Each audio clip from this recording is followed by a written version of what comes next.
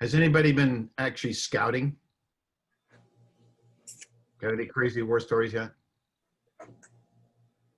Not yet. So I was a couple weeks ago scouting with a director who was in his family van, and I was in my little car. We were scouting all over Western Maryland. I met him in Flintstone, Maryland. Handed him a walkie and a Ziploc bag from Plus One, and we scouted all day. And I felt it was great. I mean, it was working out good. And we were talking on the walkie, and it worked out great until we stopped for lunch. And I went into this restaurant, we picked up our food. We're going to sit at some picnic tables, got it to go. And I went in to wash my hands in the restroom, and like a busload of, I mean, literally like 25 dudes like just poured into the bathroom around me. So I was like, so, but it was weird. I mean, I don't know. I don't know how you guys feel about it. If you have any like experiences so far, if everybody's just kind of chilling out. I mean, there seems to be a lot of people that want to, that are anxious to get going. You know, well, let's start scouting. Maybe we're going to come in October. Maybe we'll come next year, but let's scout what we can. Can we do plates? You know, stuff like that. What's going on with any of the shows? Anybody heard anything about that? Chris, are you going to go back on The Walking Dead? Is it coming back next year? Or? I would definitely like to be back on it. Sure, right. Whenever it comes back. You know, I was hoping to get a little more information about it. I mean, for the webinar today, it sounds like it's pushing. I mean, yeah. Wait, maybe it's the one that's going to start in November. I don't know. Matt, are you there? Yes.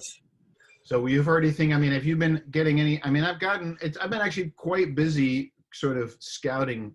I think for a lot of projects that aren't actually going to happen until 2021. I have a Fox TV show that reached out to me again saying, hey, you know, we're trying to build some backplace for the Watergate. But of course, Bader Ginsburg lives there in the building they want to be in. And of course, so I got a call from, what is it, Secret Service police saying, no, this isn't going to happen. You're not bringing outsiders in. And then I had a commercial shoot that contacted me. And she just kind of was like a little shocked that, you know, just that it would be so difficult to, you know, film and that places wouldn't offer up their locations for free. Right. So it was just a little, I don't know why she thought all of a sudden everything was going to be, you know, really cheap and easy. But other than that, I've heard nothing. My company's been reached out to by The Walking Dead in Austin, and they were gearing up to start. But I think that now that they've had a surge, they're going to shut back down.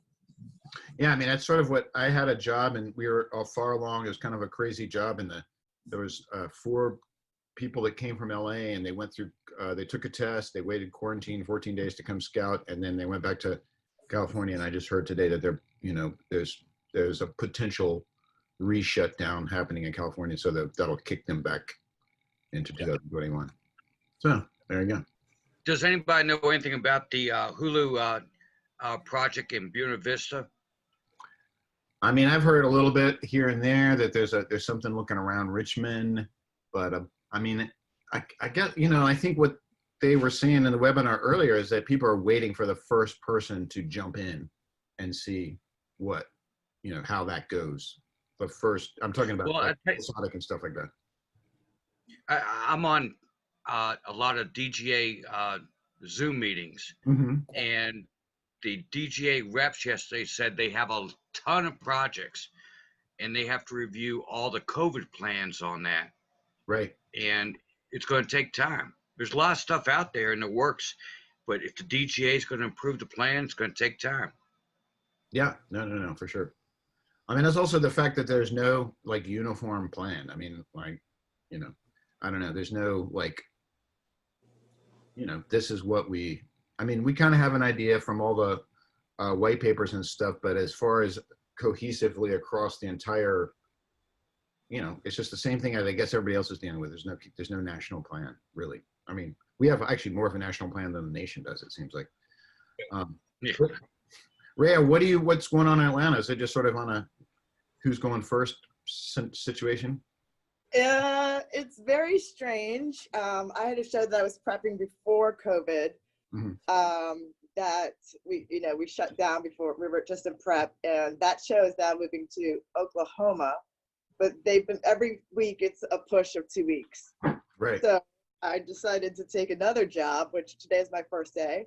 But it's a Marvel series, and I just got off the phone with another guy who's doing a Marvel series that was already in production, and he's just like, it's kind of like, we don't know, do we? Crazy. Yeah. And my husband's show was supposed to go back in July, but of course that's not happening. So everybody's talking about it. Yeah. That's what everybody's doing. Yep. I haven't heard. Well, there we go. I haven't heard. I mean, I think everything is sort of just in status, kind of waiting to happen. I mean, one thing I want to talk about, and this has been my biggest thing is, and this is more of an episodic thing than on like TV commercials. And those of you that have worked with me on different shows, and I know Charlie's there. Does the with the new zoning system. There's going to be no Patrick like going from the office, getting in his car, driving out to crew parking, walking up to the monitor and saying, what the hell is with this episode 3 location, and I know some location managers like to be like always the person who's on set right next to the directors and producers and next to the monitor, what's going on. And then everybody else preps. And I kind of like to be a little bit of both. So we're going to have to designate, that's going to be crazy, And then what do you do when you flip flop directors, or do you flip flop directors? Do they have, 2 zone A's? Matt, what is going on over there? Are you in a van with your kids? I'm in the car. My son's screaming that he has to go to the bathroom, so I'm kind of trying to run him in. All right, cool. I'll see you in a bit. You know what I mean? It's going to be crazy. It's going to change we've always kind of had that. We're sort of like the Swiss Guards. We are allegiant to no department, but connected to all. And I just don't know if that's going to be how that's going to work now. We've had that advantage, disadvantage. Like we go talk to the gaffer. What are you going to need? Go talk to this person. What are you going to need? What are you, it's going to be talking either between some a plexiglass cross zone communication stand, or, meet me at the plexiglass kind of thing. I don't know. More text buddies. Or text buddies. Yeah. Or, WhatsApp. We're in our WhatsApp group. Zone A WhatsApp is talking to Zone B WhatsApp, or, to who's, whatever. And cones. Do you want to touch a nasty cone anymore? Not really. And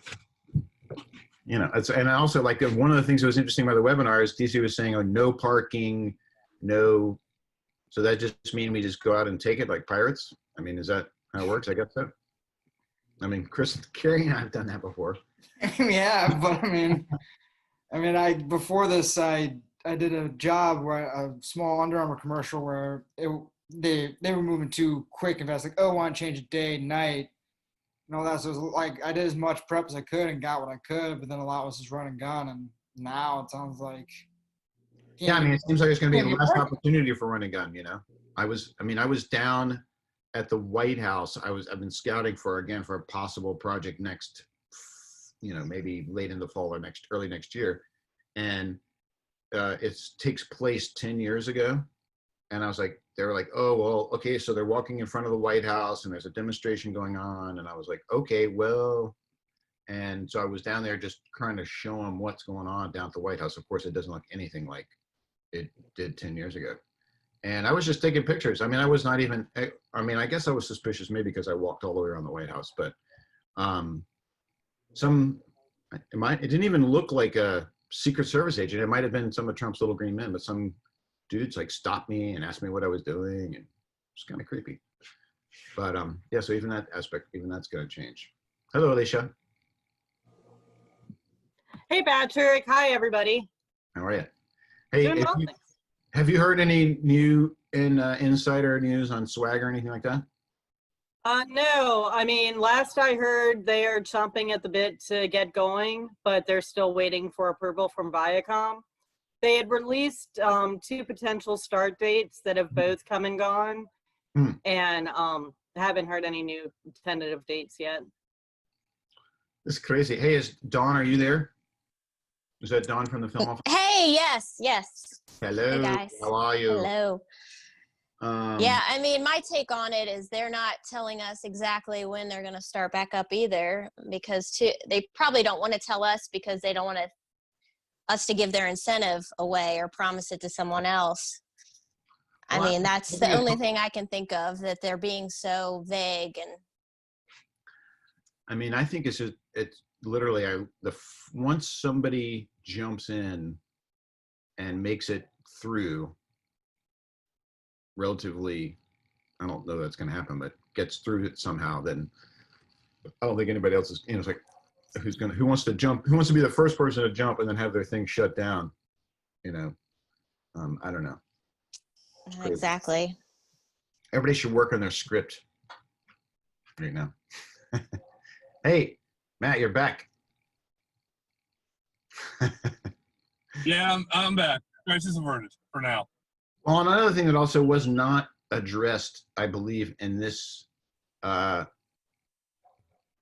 this thing today is, we've all been talking about when all these webinars across the country and about how do we keep each other safe as far as on the crew, and as far as, the mask is protecting people around you and not necessarily protecting you. And everybody's not good with that concept. But the idea of being just sending a large group of people, organized group of people into the world that might or might not obey the rules, or there might or might not have, whatever issue with any particular thing about the, it's just this idea of, sending a film crew out into the world is kind of scary, daunting, in lieu of no particular testing or tracing program, or, and I'm not even talking about within our industry. I mean, like if we have our COVID coordinators and whoever who are testing and tracing within us, I'm talking about that random. I had some guy walk up to me with a mask, some crazy person the other day, and just like come up from me behind and like get in my face and say, take my picture, take my picture.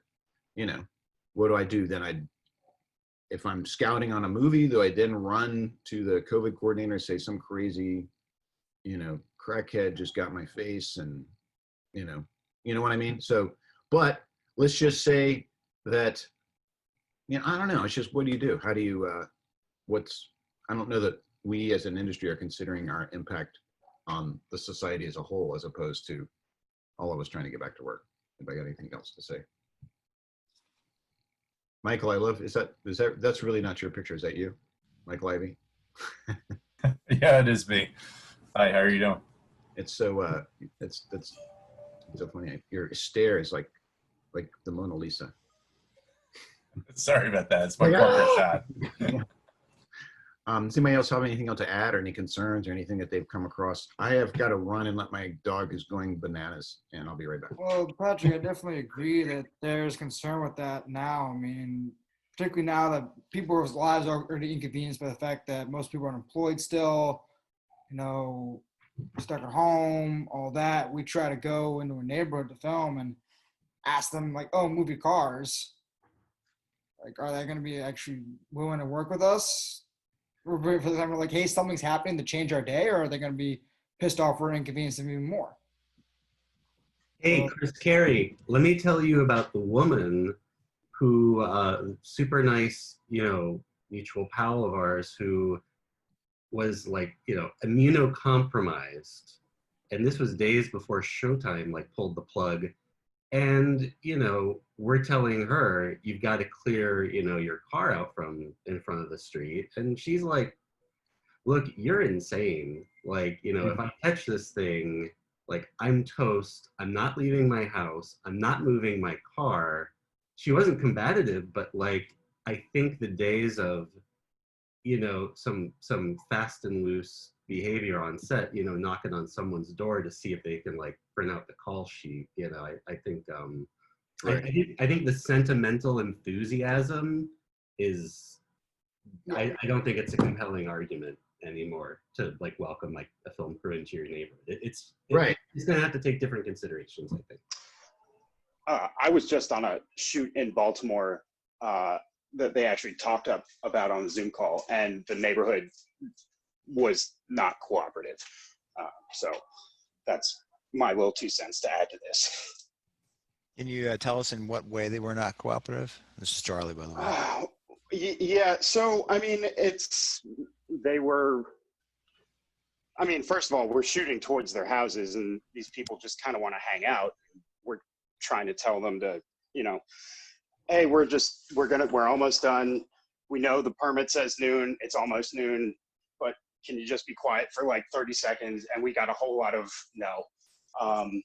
And so we just had audio issues, and eventually they kind of quieted down and we finished. But, they weren't happy that we were in Patterson Park, and they just weren't happy that we were clearing cars and shutting down a block. And this is normal, right? But like, especially right now that, like getting outside, that's their only place to get outside. We're telling them they can't walk now. They were not happy about that. So. Yeah, I can see that.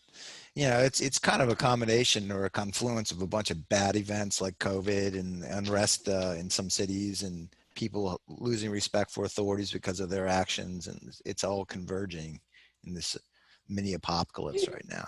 It didn't help that we had a couple cops there, shutting down the street. Right. And they're not, again, yeah, like you said, they're not happy in general with them. So yeah, my feeling is that, Patrick and I talked about this a couple months ago, I guess, is that, the days of like 20 locations on a episodic television show per episode, that's just not happening anymore. You would have to have triple the size of your staff to do that, and then to coordinate with everybody that needs to be coordinated when there's a decision finally made. It's just going to be logistically impossible. So I personally feel there's going to be more sets built because they're going to have a lot more control over that versus going into at least interior locations that they have very low control over. This idea of, going in and sanitizing houses and stuff, that's kind of theater in a way. I don't know how effective that is, but it's, I don't even know if we really have that expertise in this area. Yeah. But it seems to me that it would be a good project for somebody to start as a professional. I was talking to Randy a short time ago. He has the chemicals and the machinery and the technology. So he's ready to go. He has not had the direct experience of actually doing it yet. Yeah, he does. And in my opinion, he would probably need to document training and, a certification of some kind, if one exists. Yeah. Hey, this is a question for little Joe. Are you hearing me, little Joe? This is a DGA question. In the white paper that the DGA published in concert with IA and SAG, it's pretty comprehensive, pretty daunting, and I kind of support that in the direction they're going. My question is as far as being location managers, and I don't think location managers can manage like 1/3 of the stuff they're asking for if they want to actually do their job as well. Has the DGA come up again with a policy about, having a dedicated coordinator as a DGA member that coordinates this kind of COVID, monitoring activities? What's going on with that? Officially, the DGA is not taking a position on the DGA accepting responsibility for that job. So they're not tossing it to locations, but they feel that the IA is going to step up and make it a position that is handled by the IA. An IA position. Okay. Yeah. Good enough. Yeah. I don't know. It doesn't matter to me whether it's a union position or whether it's there's just the certification of it, as long as they don't do let's get some kid to take the 1-hour test and then make them go out and clean the bathrooms kind of thing. It's got to be directed from the top almost in the sense of a shop. I think it has to be a contractor personally, but yeah. Yeah. I Are mean, we it's got talking the cleaning paperwork. and disinfection? Yep. Yep. That's what we're talking about. Yeah. Well, everybody's heard my 2 cents over the last 5 weeks about that. Yeah. Hi, What Charlie. was, I haven't heard your 2 cents because I just got the links yesterday from Patrick about this, like these meetings they've been going on. So on the webinar, the second one with the health safety supervisor and the disinfection expert, I think what you're basically saying is, yes, we should have an outside crew that disinfects the locations before we come in, have somebody on set doing the bathrooms, high touch areas, everything during the day, and then having to disinfect before we turn it back over to the homeowner. And it should be a professional company and not a PA, because you're using chemicals and other things, and they're not educated to know what dwell times are. And you know, our sets are a workplace, so it should be done by professionals. Absolutely. And I don't even think that the location department per se should be directing those people, other than to get them permission to go in and do it and get out and do that part. That seems to me that's the COVID expert that the DGA envisions having that directs Yeah, it's got to be outside the food chain. Yeah, no, the hygiene crew will be under the COVID, the health safety supervisors and health safety managers direction. Right. Here's the other thing I wanted to mention. I'm sorry to get into the technical details, but the different levels of production that we have versus, you know, the studio stuff that I mainly do, and then the commercials, which I occasionally do. I mean, there's 2 sets of standards almost about what's expected. Yep. And I don't know where the crossover is going to be with the guilds and the unions when they work on those, you know, smaller jobs. You know, what's going to be expected there. I don't know how that negotiation goes down, but there's definitely a difference in the level of care. We'll say care, just for lack of a better word, between the 2 dueling white papers and how we handle that. I don't know if anybody has any comments about that difference, the difference between the standards. What are you talking about? A company that's going to have procedures and protocols and do the right thing, and other smaller companies that are not? Is that what not necessarily? I'm even saying that the AICP's white paper that came out was one of the first that I read. Is much more. I guess lenient, I guess is the best word. I don't want to make them sound like they're callous or anything, but it's not as detailed as what came out from the guilds. Right. Well, the guilds just have a different point of view. They're, you know what I mean? It's just a different, AICP is producers, and the guild, the other paper has more of the guild. No, exactly. And which ones do you follow? Well, I think right now, if you have a job right now and you're doing a TV commercial, you're following ACIP. Yeah. Hey, Joe, this is a back to union question again. So if the director is DGA, which is and the talent is SAG and the labor is IA, what set of protocols do they follow? Based on the conversations that I've listened to on Zoom meetings, they're following the SAG recommendations. Well, then they're all the same. Yeah. That's all. Everybody's in it together. Yeah, that's on. So the task force is all those unions. The task force is all the unions. I suggest that everybody read all the different white papers and see what the differences are. Hey, Charlie, which one are you referring to? The IACP? AICP. Patrick, is that the one that you sent me? AICP was the one that I seen. That was one of the first ones was out. And then there came out a larger, more in-depth one, which was actually the white paper that was put out by all the unions and stuff. Yeah. Right. Yeah. So that one I may be referring to may be expired already or out of date. Well, there's 3. There's the AICP, which is the commercial producers one that came out. And then you had the industry task force white paper that came out they're still in development. And then the latest thing with all the guilds is the Safe Way Forward. So there's actually kind of 3. So. There you go. There you go. Well, and also then there's so you're on a non-union job, little non-union job.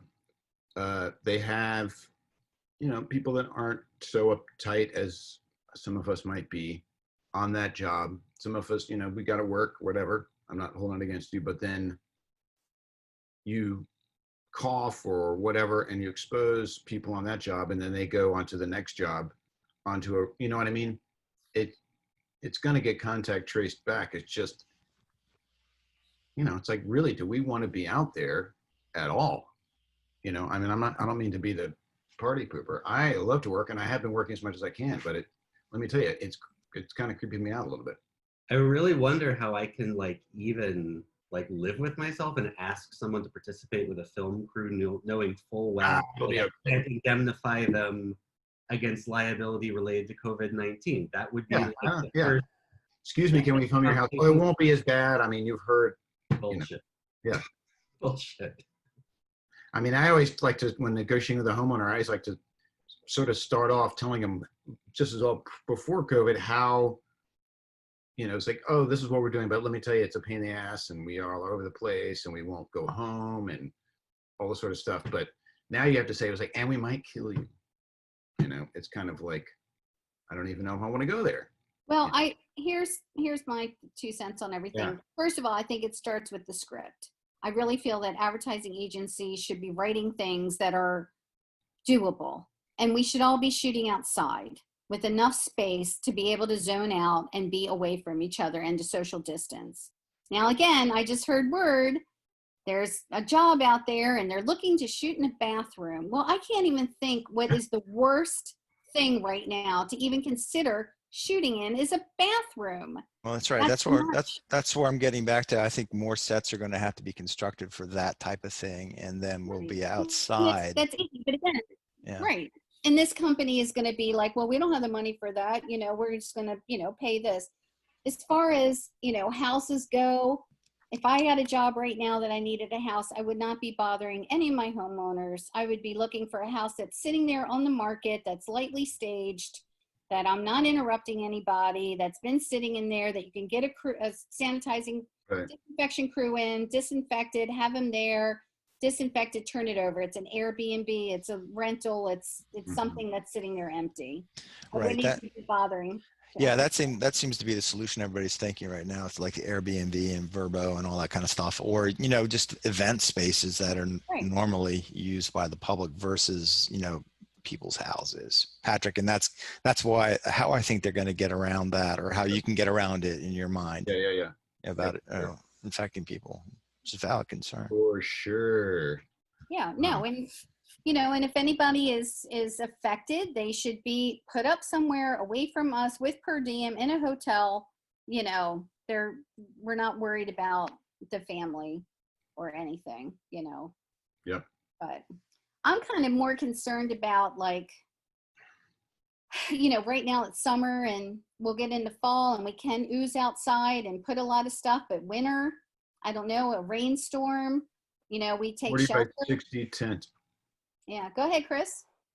Well, thank you, Caprice. I was just bringing it up. I don't know how it's been for you guys, but down here we've had some bad thunderstorms just rolling down. And I'm kind of glad I'm not working in that right now because, having to shut down and, run for cover immediately. But should we be outside and having to do that, do we need to make sure we have places that, people can quickly, safely, socially distancely run for cover, or? You do. I mean, technically you do. If you're outside in this thunderstorm probability, you have to have a shelter, an indoor shelter somewhere that you can get to as a contingency. So that needs to be pre-planned. It can't be like, oh, let's go find something, that's 10 minutes away. The one little house we rented, let's all cram in there. Well, I think also too, it's go to your crew cars, and hopefully they're parked close by, but it's like you just go to your car for shelter. No more vans. Yeah. Well, I can't go in vans. You can only have 5 people in a 15 pass right now? I'm not going in a van. Yeah.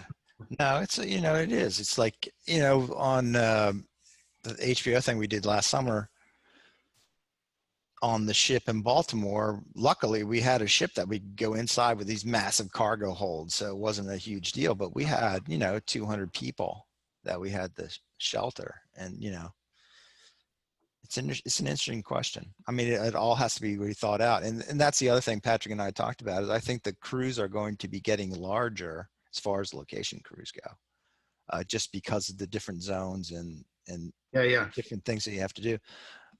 And they need to be getting more professional. Right. Well, I mean, thinking ahead of like, let's just say hypothetically a big, there's an episodic television project, I would pick a very good, solid person to be the Zone A person and quarantine them immediately just to get them in there. And then try and keep as many of my actual prep and scout and all that sort of stuff out of Zone A and even Zone B. And just, have one person maybe can connect the dots. But it would just be, it's going to be different. Yeah, definitely. It's going to be a lot of pressure on that person because everybody in Zone A is they'll be the one person, and that person will not only seeing them on a day-to-day basis, will more than likely be living with them wherever the hotel they are. So they'll be like, oh, let's go ask Patrick, or let's go ask Josh. He's up in room 111. Yeah. Hey, Rhea, how are you? This is Charlie. I'm good, Charlie. How are you? I haven't spoken to you for a while. You're looking very executive in that setting there. My office. Yeah, with your glasses. I don't have I've been trying to get a web camera now for about 4 or 5 weeks because I don't use my laptop up here in my office. I just have a big monitor in front of me, and you can't find any. You can't find any good ones. They're all back ordered because everybody needs them for their conferences and stuff. It's pretty amazing. I've got like multiple Zooms going in my house at any given time, so I had to like really throw down for some internet beefing. Oh, really? Yeah. Well, luckily my internet works, but it's just finding the equipment. It's just like I said, on back order. Hey, Ray, I had a question about Atlanta. Yes. The guy that was in the previous webcast this morning or Zoom meeting,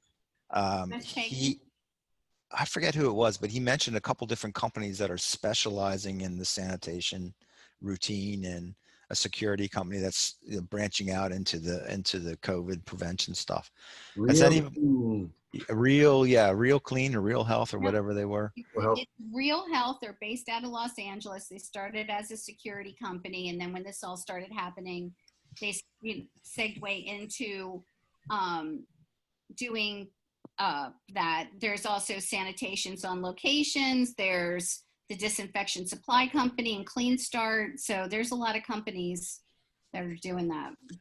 Right, but local to this region, which ones have people used and which ones seem to know what they're doing? Nobody's here. Mm-hmm. So here.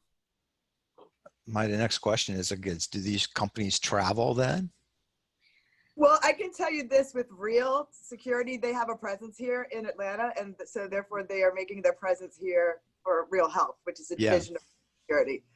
So that's who we'll probably use on the show that I'm prepping, just because they've just taken the ball and ran with it. But I do believe they will go local.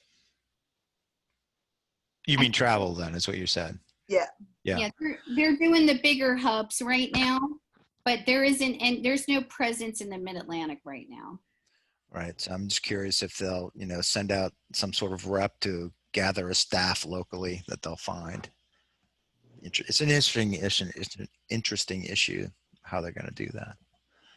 Because it's going to be big. I mean, when we get visiting productions here, I mean, in this region, we don't have like you do in Atlanta or LA, where you have companies that are established and there's enough work for them to, maintain the presence. Right. So be interesting how it would happen here. Yeah. We should all move to Atlanta again. Yeah, let's go. Come on. Yeah. Come on. Down. We've got room. I was looking at Andrew Young on TV the other day. When I was living in Atlanta, Andrew Young was mayor. That's how long ago. It's my hometown, but that's how long ago I was there. My other concern is, this needs to get worked out. It's going to fall on us, especially here when we're doing even a decent sized commercial.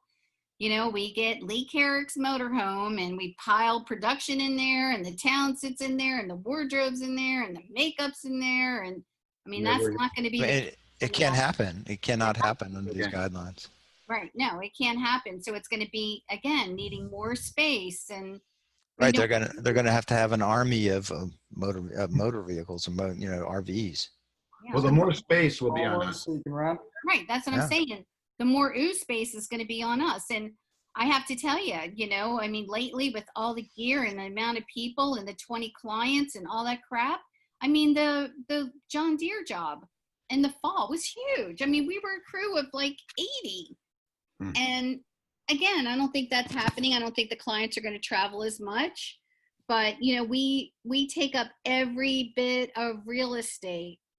And now with the social distancing and all that, it's going to be crazy. Again, I'm hoping it's like, And there's still going to be a that farm, but not in a bathroom, but in a farm. And there's still going to be that mission creep, regardless of COVID. There's going to be that. Well, if the grips get a second, then I need a second, and if we need a second, and it just happens. We need a second DAT, and he needs a separate. It's just still going to happen under COVID, so it's going to be logarithmic in the amount of time, the levels of stuff. Oh, well, then we need this, and we need a separate craft service area where people can eat their crafty, and crazy. Hey, Matt, you're back. Yeah, I just think that when your guys are doing your budgets and stuff, you're gonna have to just go big with them and let people be shocked and just explain you're following the guidelines and this is what it will take, and then they'll have to think about it a little bit. I have done a little work on my usual budget that I usually do, and it comes out to about anywhere between 18 and 29% additionally on top of everything else. Yeah, bare I think minimum. it's reasonable. What's everybody paying between 20 and 30% more of everyone's overall budget, the main overall budget. Yeah, no, I mean, that's just the locations budget. That's not the, So that's crazy. So Patrick, does that include increased police and security? Because I've had issues where I've seen people.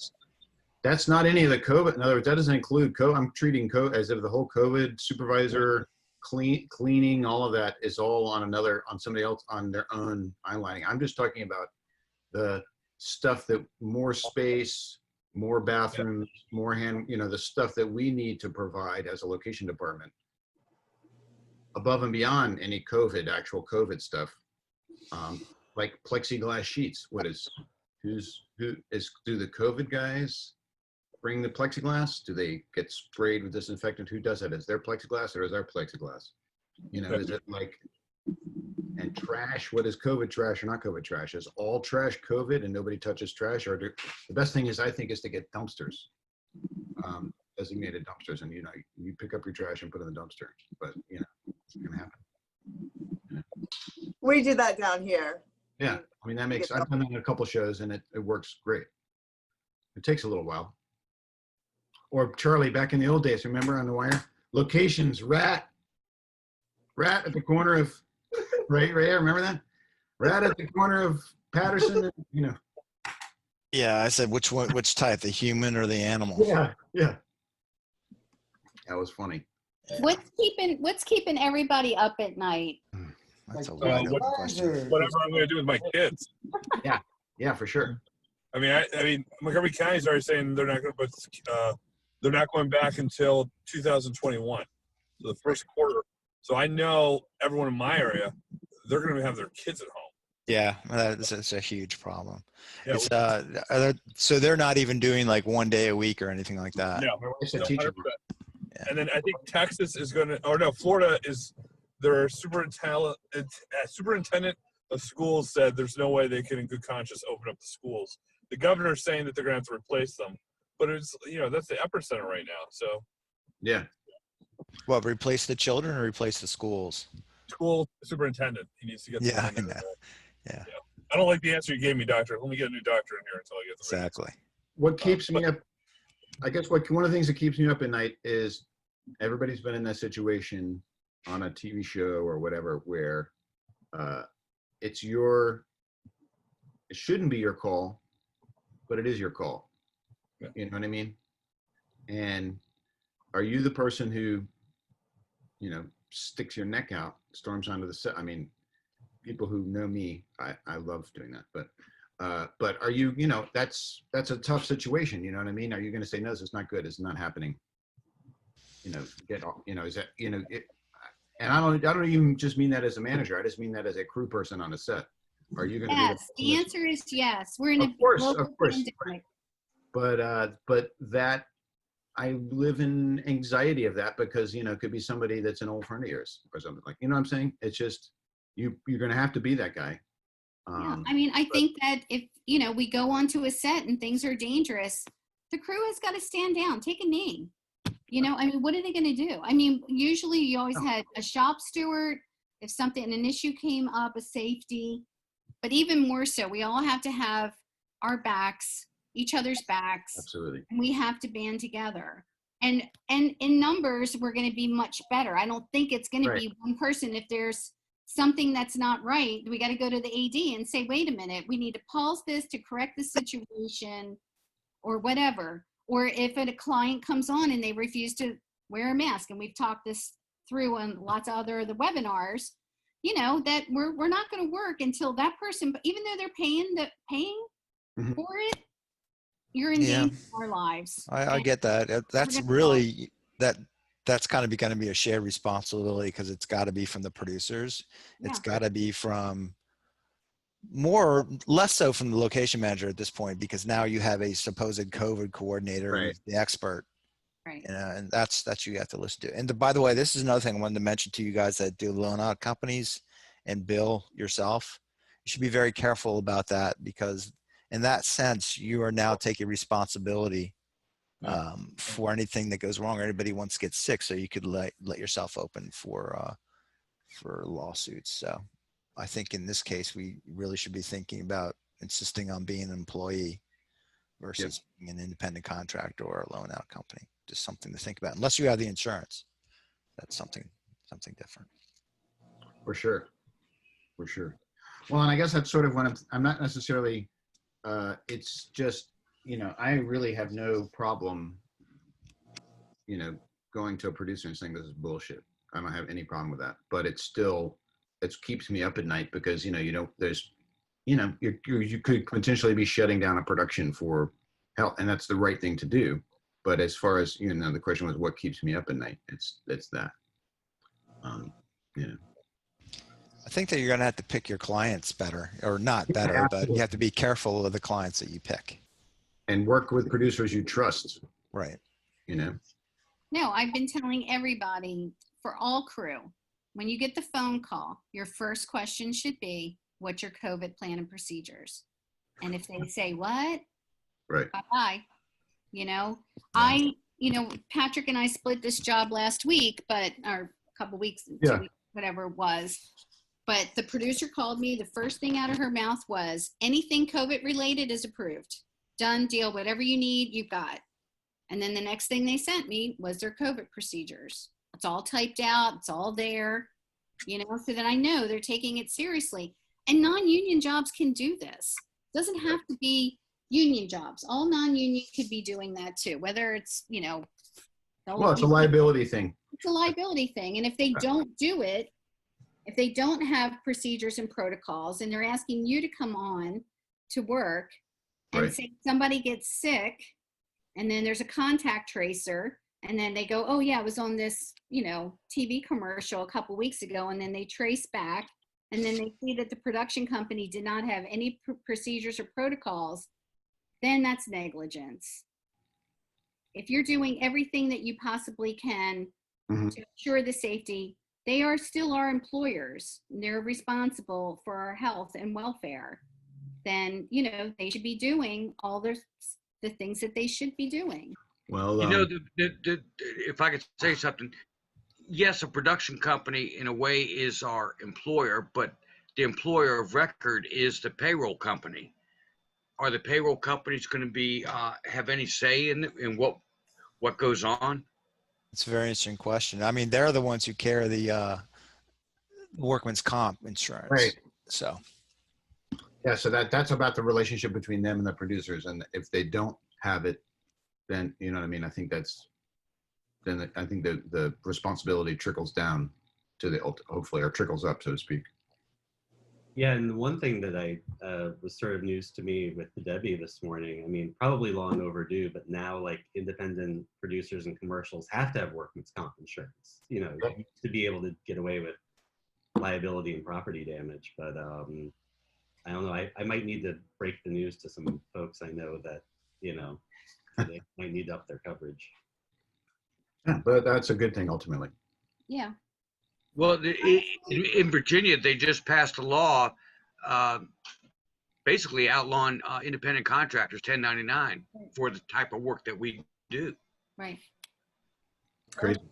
That's interesting. So you have to be an employee now. Is that how it works, Joe? Yeah. Yeah. It comes down to this. If they can tell you what time to show up to work, Right. what days to work, you are not an independent contractor. That's right. Right. So yeah, that's why you see a lot of times, you know, like a producer will ask you to just send in an invoice for the beginning of the prep of the show. And then when you're on the show, you'll become a payroll employee. So That part is legal.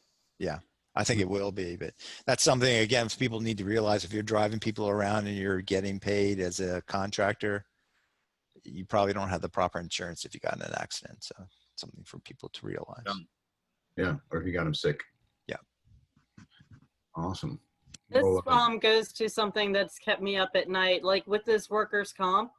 Is that inclusive of all the employees that are on a set, you know, especially these bigger ones? Because one of my big concerns has been for assistants and PAs who are not union covered positions.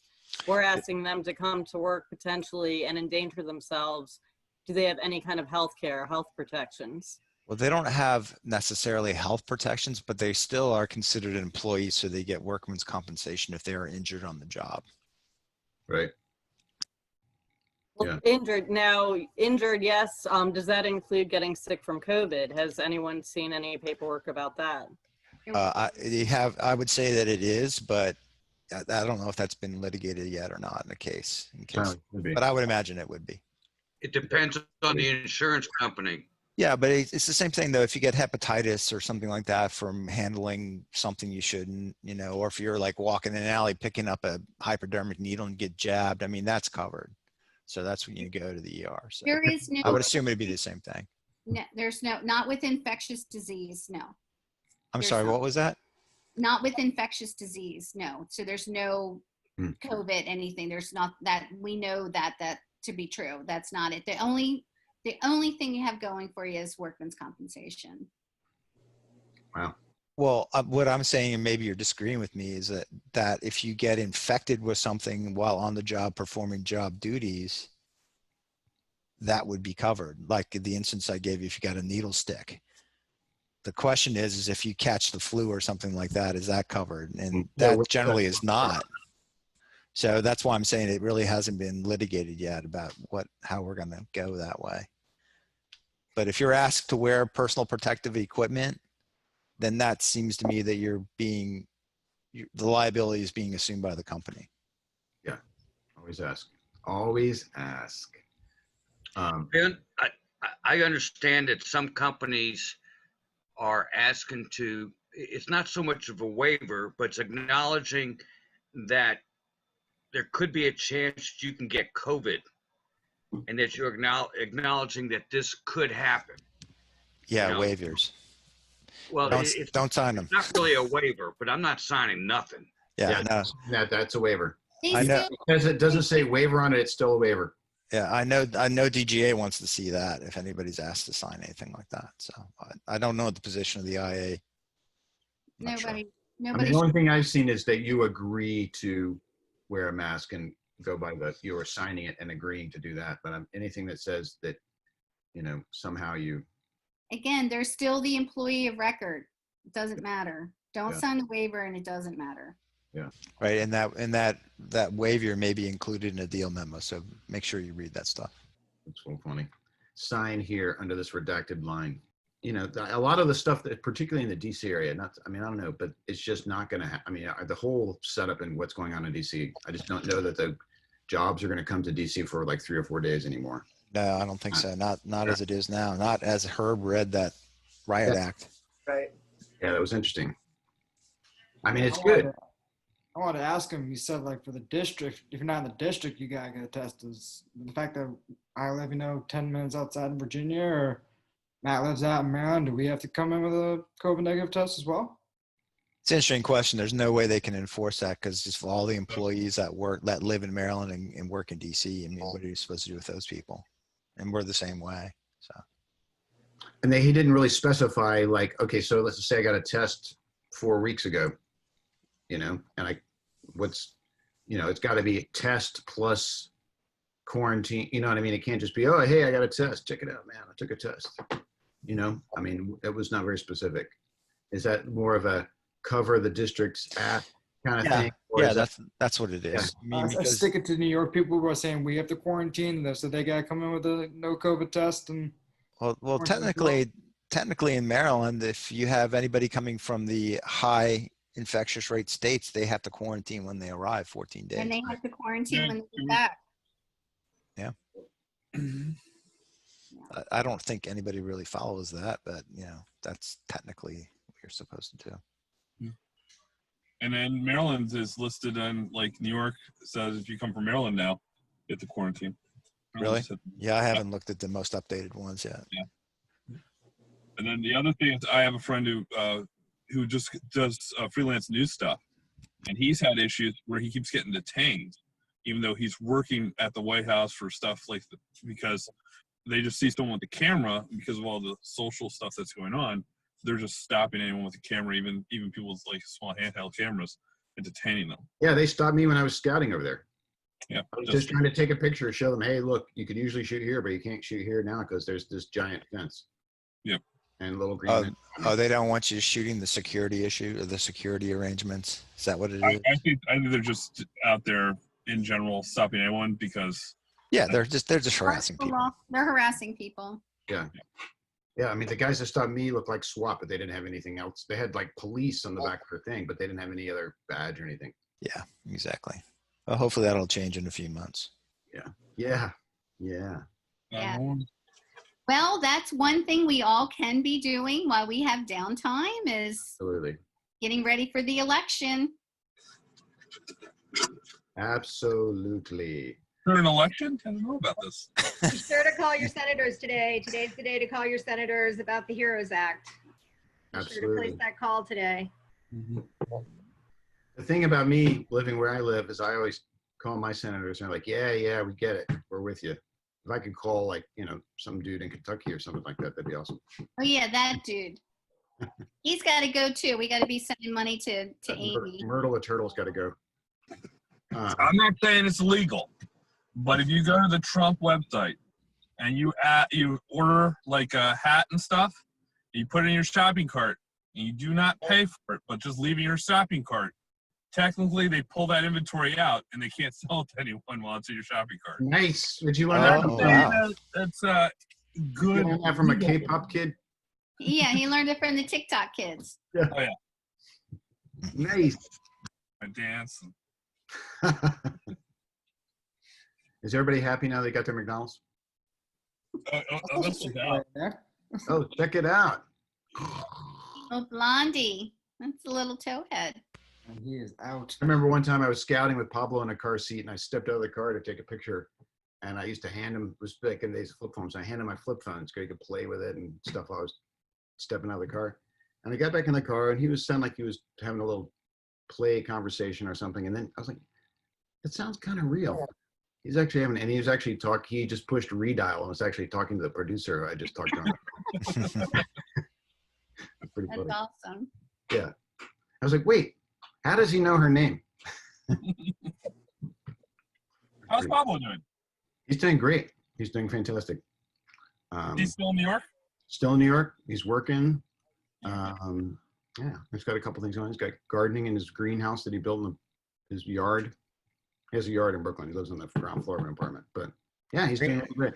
Greenhouse or a grow house? What's the difference? No, it's totally vegetable that you eat with your mouth. That's what he tells you. No, I've seen it. I saw it. Did you guys see the pictures on Facebook, Tom Inskeep, where he's got Yeah. Steve lights down there and they got all their little CBD plants out there? Cherry wine. He's got it going. Cherry wine. Yeah, it's pretty funny. I'm wondering, does anybody have any problems with unemployment or worried about the $600 ending this Saturday? I'm worried about it. I got lucky in that I was on unemployment early in the year for about a week, and then I got a job. So I actually got sent the card. And when all this stuff happened, I scrambled around and found the card, and it was the expiration date was 2021 because you get it for a couple of years. And so I had been applying, doing the thing, and I went to the bank and guessed what the password would be, and sure enough, it was there. So it's been working ever since. But it was just total accident.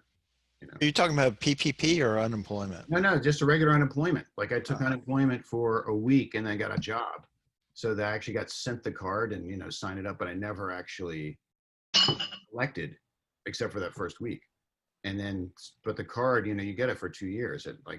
You have and it didn't expire till 2021. So I had been, applying for unemployment, but not receiving anything. And it was a little bit, and one day I found this thing and I ran to the bank, and sure enough, all the money had gone into that. So but that is not a typical experience. You mean like the debit card where your account is, so you can. Yeah, and the reason why I have it, they started sending it right away, but I didn't know because I was expecting something in the mail. But that's totally not the normal experience. I mean, I have friends that legit, are hurting and have not even been able to, make it work. So I just started getting payments on July 1st for unemployment, and I have yet to see any of the 600 added to it. It's just the base.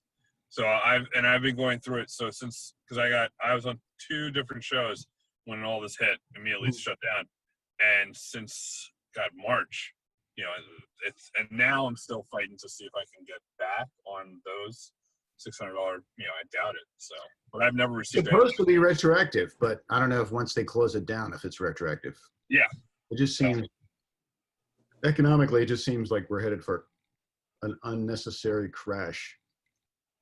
Another self-inflicted wound. Yeah, I was getting it from me, but I just recently, today, it all of a sudden stopped working. Apparently there's some issue with my account that I have to go call and figure out. So yeah, and try and call. Yeah, it's a wonderful process. Yeah, I was getting it until May 28th, and then I was kicked off not being able to log on. You can't change my password as well. And you can call any number you want. Nobody's going to pick up, and email as many people as you want, and no one's going to respond. And then last weekend I got so that was through Entertainment Partners. Last weekend, I got a notice saying I was eligible as of May 31st to collect through my little LLC, which we don't pay ourselves. It's just me and my husband. We don't pay ourselves, so no payroll taxes or unemployment benefits has been brought in. So of course, I've been trying to appeal, but I'm just it's not going to happen. All at the same time where they're just throwing billions, 500 billions of dollars, just out the door from the Treasury Department, unaccounted for, I actually applied for one of those small business loans for my LLC. And the crazy thing is I got a regret. We will not be able to fulfill your application, blah, blah, blah, blah, blah. And then a week later, they said, we've been trying to deposit the money into your account. The account number is wrong. Please rectify that. And that's the Nigerian company. Yeah, no, it actually wasn't, because I actually called, but I literally called them up. I mean, I literally sent somebody an email and said, you said I don't get it, so don't send. You said I'm not eligible, so do not deposit any money in my account, please. And you don't know how difficult it took for them to figure that out. Understand that, yeah. Yeah, I do not want putting you any money that I'm not eligible for. Please do not put in my account. It was annoying. Yeah. So my wife, who as a government contractor, was warning me that they've added a bunch of states and federal things. They've added blocking of IP addresses, and if you use a VPN, they will give you errors for login and passwords because they're trying to make sure people in other countries don't start spamming people's accounts. So if you're having trouble logging into the site, Rhea, just double check that you don't have a VPN running or anything that's changing your IP address. Cool. If anyone still needs to apply for PPP or a small business loan, I highly recommend Cabbage. It's an online payroll and finance company, and it's a very simple one-page application, and they do still have money left. Cabbage with a K, Kabbage. I'm hoping we can hang on just for a little bit longer and slowly start to get back to work safely, and we won't need any of this crap from the government. Yeah. Nice. That's an idea. Yeah. You know. So I'm getting back to the multiple white papers question. What does everybody think then? We should be following the latest one from the IADGA and SAG and ignore the other ones? Is that what we're thinking? Is that? No, I would say the one from SAG-IA and all that sort of stuff should be what you think about for episodic television movies, and then just understand that the ICP is what's going to be going on with commercials and things like that. Right? When you say that, Caprice? No, I'm just trying to get an idea where, because there are differences no matter what, there are differences, and because I looked at both of them. So it's just, I guess it just depends on the project. Yeah, we're still waiting for the departmental specific stuff, and it's been like 6 weeks since the Safe Way Forward came out, and I think they're really having a difficult time with it, figuring out the departmental specific stuff. Are their location managers represented, and is that a department that is generating? No, only with the DGA, in the sense that DGA recognizes them in New York and Chicago. And okay, so we have the task force. I think that they've had every single department in putting in their 2 cents. They've had a representative. Rhea looked like she was saying something. I was going to say the Teamsters, because that's what they are down here. The Teamsters, and in LA, the Teamsters are involved with those papers as well. Good. I just want to make sure everybody's covered. Here's a question, another general question. It really doesn't have anything to do with COVID, other than I just find there's a lack of really qualified people for the location departments in the region, and I mean, yeah, what can be done about that? Is it just one of these things where there's nothing really to be done about it, or do we start demanding, a certain level of expertise from the companies that are hiring us, saying, hey, look, this is what it's going to be. You're going to need a ton of assistant managers, and everybody's going to be an assistant manager and no, like, quote, location PAs anymore, which is kind of an invention anyway. I will say this, in LA and Hawaii, they do not have locations PAs. They are in the union, which sucks because they're not, my experience only. They miss the fundamentals of being a locations assistant or ALM rather. It's about training. I was going to say, Charlie, in your spare time, start mentoring some people. Yeah, I mean, it's. Well, I think it's a problem, but maybe others don't. I don't know. I ran into it with the show in Washington. So you had to have people who knew what they were doing. Did we just lose everybody? No, Rhea's there. You have to have people who know what they're doing, and there has to be a base of those people around. And I think it's just a matter of the amount of work that's here. I mean, yeah, I think that's part of it for sure.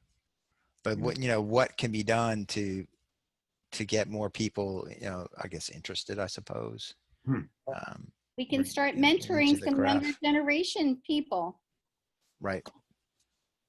I mean, you can share your expertise. Chris Carey.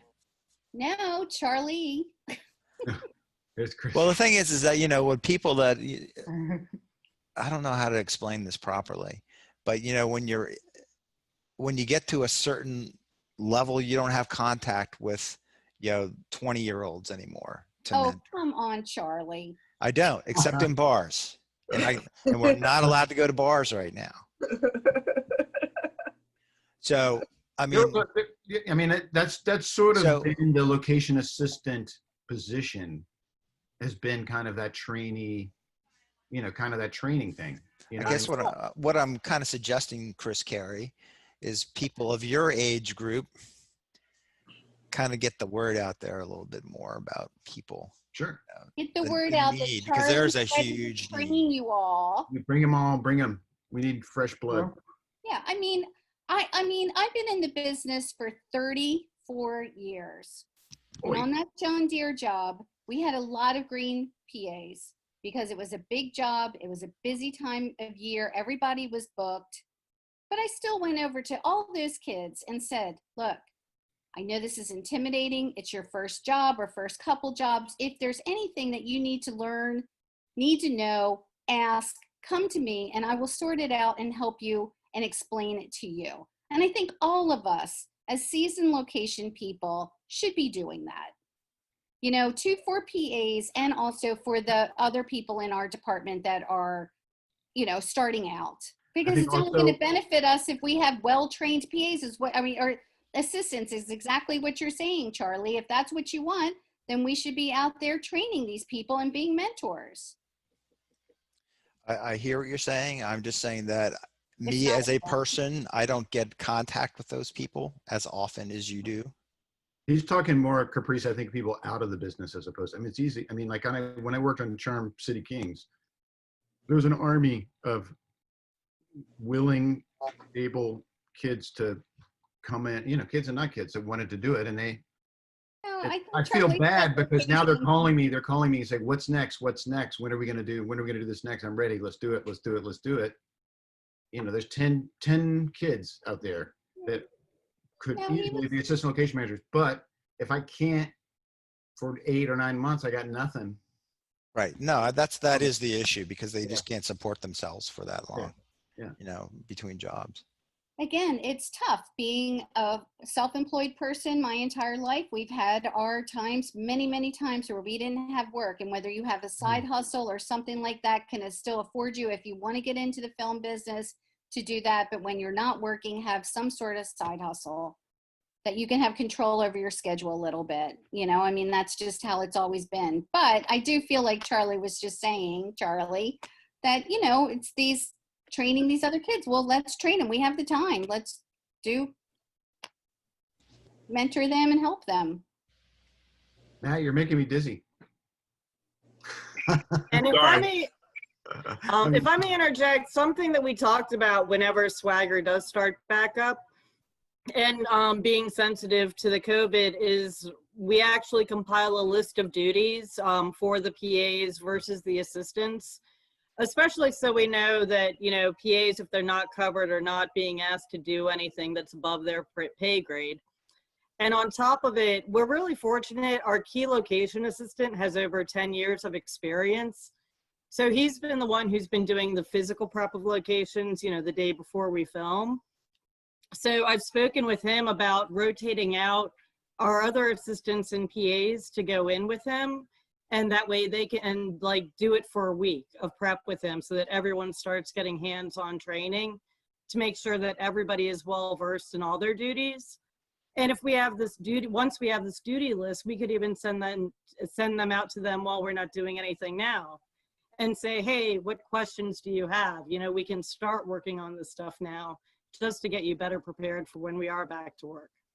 Mm-hmm.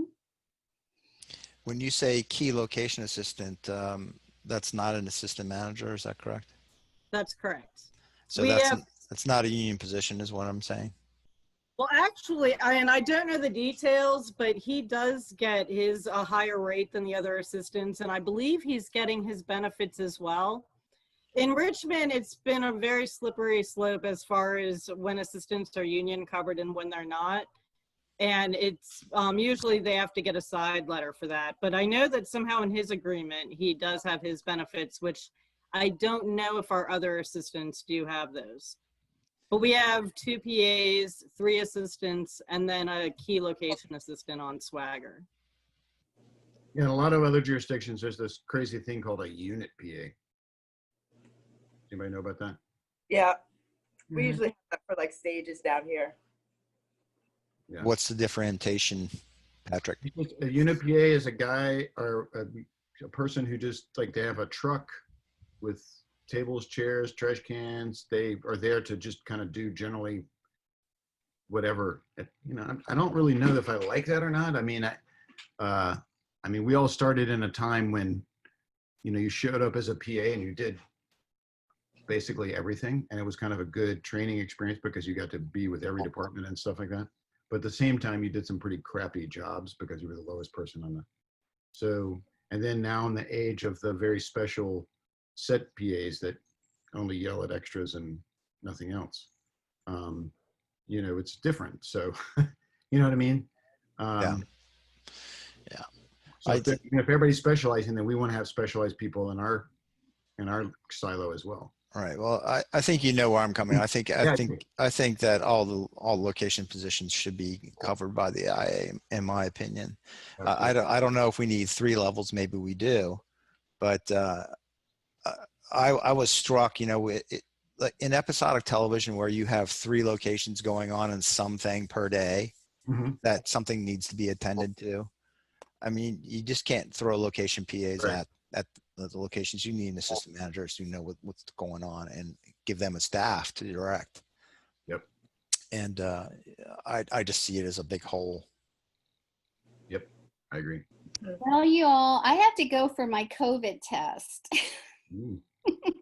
I actually have to go all because my dogs are giving me the hairy eyeball. They've been waiting. But I love you all. It was great seeing you. Thanks for being part of this. And next week's our last webinar. So try to join us on Wednesday. And if you need to look at the other stuff, everything's archived on DC Camera's YouTube page. Awesome. Thanks, Very good. everyone. Bye. Thanks. Bye. Bye.